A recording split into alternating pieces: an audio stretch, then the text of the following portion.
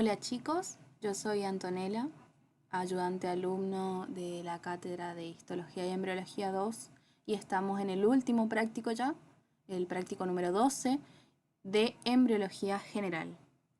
Vamos a comenzar con el primer preparado de este práctico, es cuerpo lúteo teñido con hematoxilina eosina, la técnica de rutina.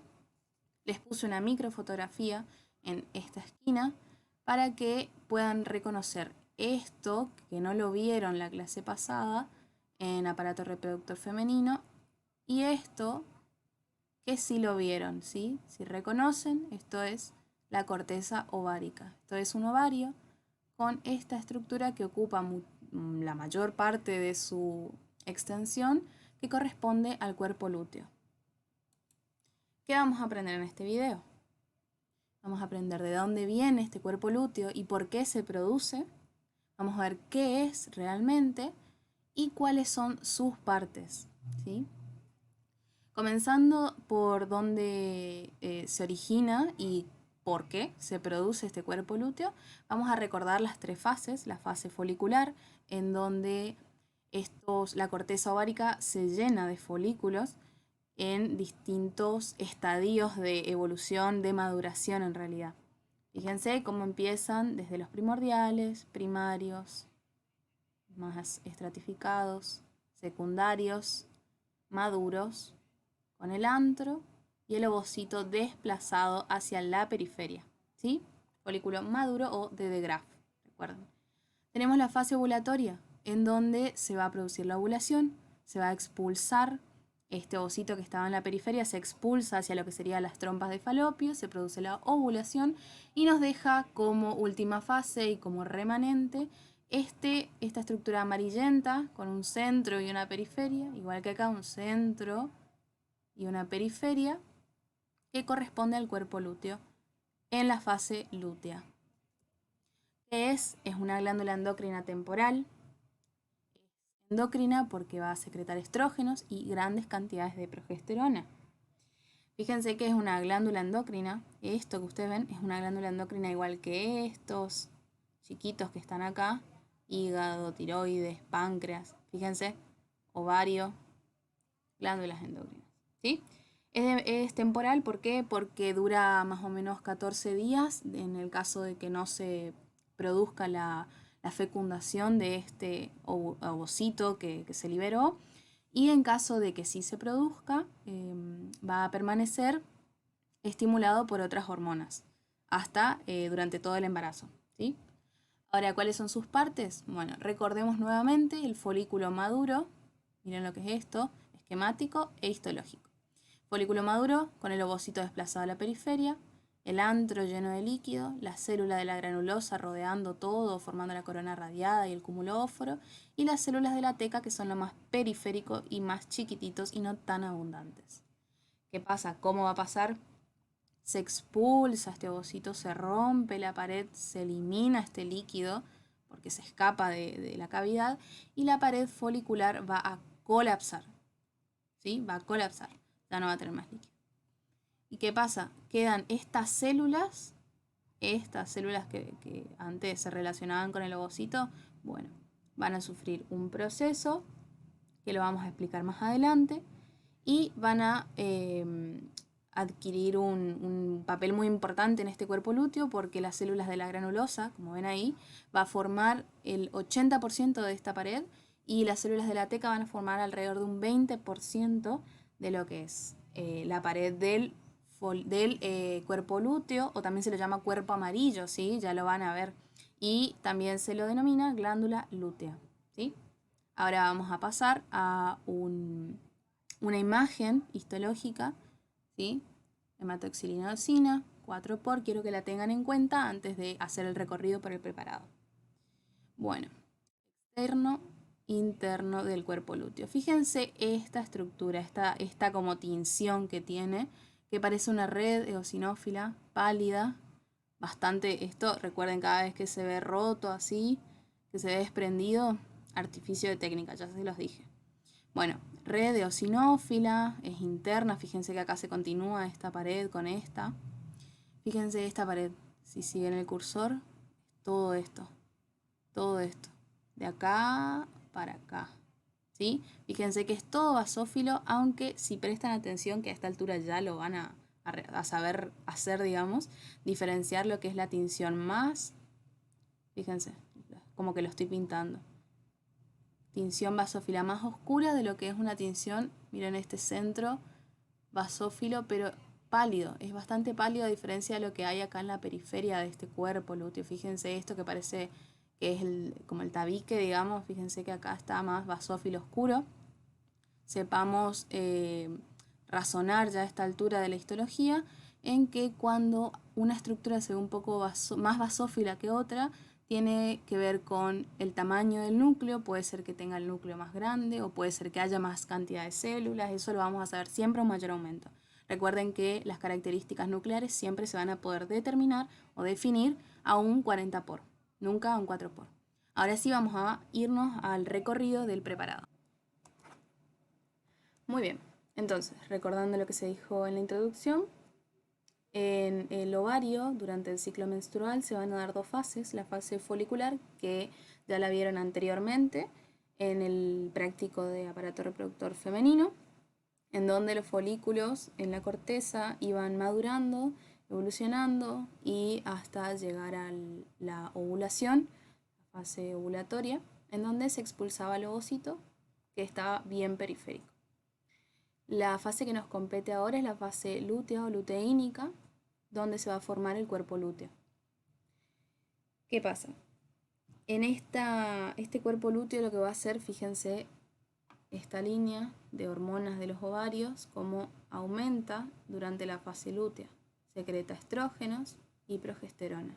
Esta progesterona es muy importante, sobre todo la progesterona, es importante para dar al endometrio, por así decirlo, para estimular al endometrio que ingresará a su fase, que es la fase secretoria. Esta fase es lo que va a generar un ambiente ideal para que se dé la implantación en caso de que el óvulo que se liberó durante la ovulación sea fecundado realmente. Este cuerpo lúteo va a tener dos caminos. Puede ser si la fecundación ocurre y si la fecundación no ocurre. Si la fecundación no ocurre, el cuerpo lúteo se va a degenerar en algunos días y va a disminuir la concentración de hormonas que libere, ¿no? Ahora, si la fecundación sí ocurre, el cuerpo lúteo se va a mantener y va a seguir secretando progesterona y los estrógenos. La gonadotrofina coriónica humana, y que es liberada por el embrión y más tarde cuando el embarazo evolucione o avance, digamos, va a ser la placenta la que libere esta gonadotrofina coriónica y va a tener el papel de mantener a lo que es el cuerpo lúteo durante todo el embarazo. Ahora, si la fecundación y la implantación en el endometrio no ocurren, el cuerpo lúteo va a permanecer activo, como dijimos, durante algunos días, más o menos 14 o pueden ser menos, y se va a denominar cuerpo lúteo de la menstruación. En ausencia de esta gonadotrofina coriónica humana, la secreción de estas hormonas, como dijimos, va a disminuir por completo. Ahora, se va a comenzar a degenerar este cuerpo lúteo, se va a empezar a llenar de líquidos, va a reducir su tamaño y algunas células van a comenzar a destruirse. Ahora, siempre que algo se rompe va a quedar una cicatriz. Esa cicatriz en este caso se llama corpus albicans o cuerpo albicans, ¿sí? Esto va a tener un aspecto más blanquecino, a diferencia de lo que es el cuerpo lúteo, que es bien amarillento, y va a ubicarse también en lo que es la corteza ovárica, igual que nuestro cuerpo lúteo. Ahora, sigamos con lo que es el preparado de cuerpo lúteo teñido con hematoxilina eosina. Recorrido al 4 por siempre. Fíjense que es un preparado muy pálido, muy pálido. Vamos a tratar de centrarnos acá. Fíjense por fuera. Y comenzamos a ver estos pliegues. Voy a orientarlos con el cursor porque es un preparado muy difícil de ver. Vamos a tener esto que es bien grueso, esta pared que ustedes ven. Esta va a ser la pared formada por las células que quedaron luego de la ovulación, que habíamos dicho que eran células de la granulosa y células de la teca. ¿Qué pasa? Yo les puse una microfotografía antes de comenzar el recorrido del preparado, en el cual les pedía que identifiquen una zona de basofilia más pálida y una zona de basofilia más intensa. Esta fina línea, intensa, eosinófila. Acá se ve también mejor. Recuerden que nunca vamos a poder dar características nucleares a un 4 por ni a un 10 por, ¿sí? Siempre a un 40 por.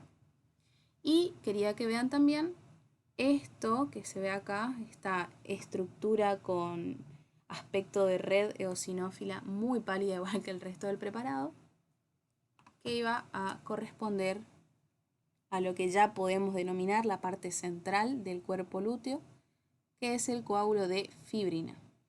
Y es, por lo tanto, si está la parte central, la parte que esté afuera, que es todo esto, va a corresponder a la parte externa, donde se encuentran las células granulosas y de la teca.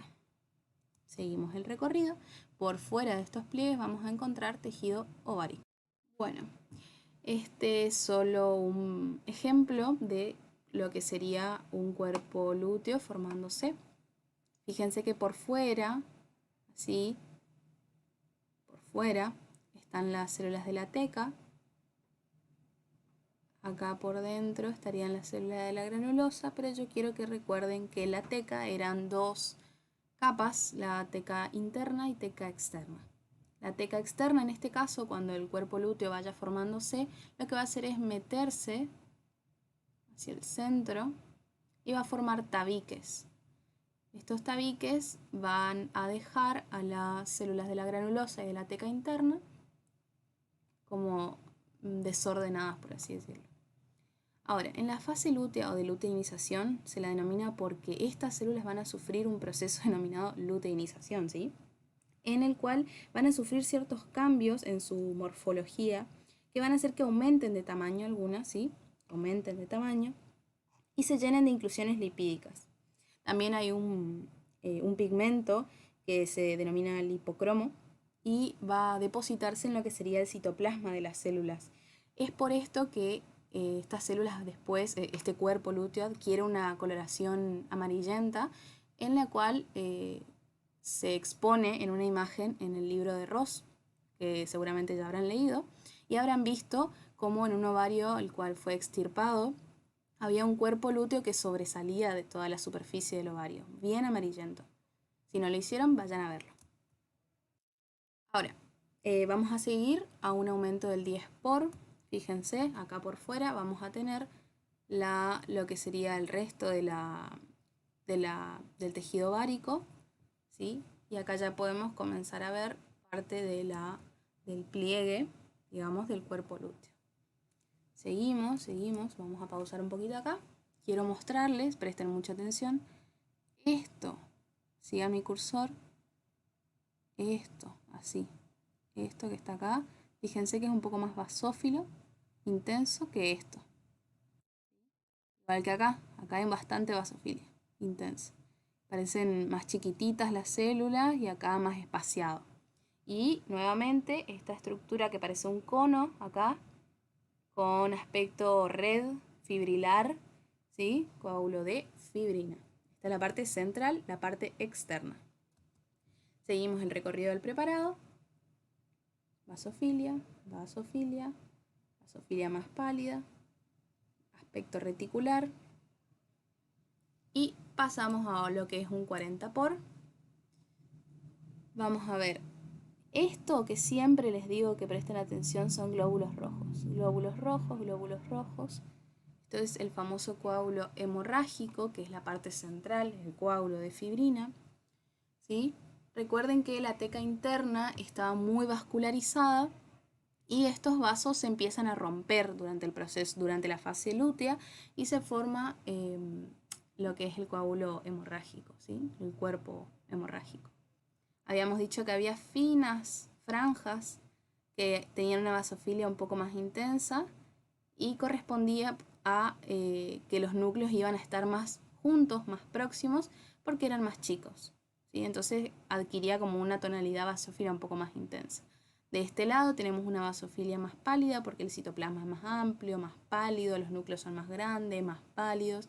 Y por el otro lado tenemos muchos glóbulos rojos, mucha sangre, coágulo de fibrina, células de la teca que están luteinizadas, o sea, tecoluteínicas, siempre cerca de los tabiques o lindando, digamos, con lo que es el coágulo de fibrina. Y por acá, palidez, mucho espacio entre las células, granuloso-luteínicas. Bueno, acá estamos de nuevo con una imagen en la cual se puede apreciar mucho mejor. Fíjense que este tabique, que era formado por las células de la teca externa, se mete dentro de lo que es el cuerpo lúteo y rodeando, digamos, a los costados de ese tabique se van a ubicar las células de la teca interna con sus núcleos mucho más chiquitos, citoplasmas más escasos, basofilia más intensa en los tabiques. Y por dentro de lo que es el cuerpo lúteo vamos a encontrar esta cantidad que habíamos dicho que era el 80%, las granulosas luteínicas, que son más pálidas y ocupan mayor cantidad de espacio en cuanto a la pared. Acá otra vez, cuerpo lúteo al 10 y al 40 por. Decía, tejido ovárico por fuera, tabique, células de la teca, que son tecoluteínicas ya, en esto cuando se forma el cuerpo lúteo, fíjense que son más basófilas, y todo esto que es la basofilia pálida. Hagamos un mayor aumento a quizás esta parte, y vamos a encontrar esto. ¿Qué hay acá?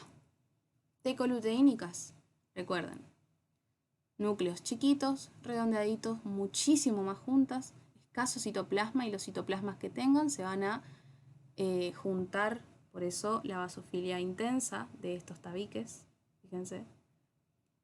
Y se nota muy bien la diferencia con esta palidez que va a corresponder a núcleos y citoplasmas de las células granuloso-luteínicas. Muy bien, eso sería todo. Muchas gracias.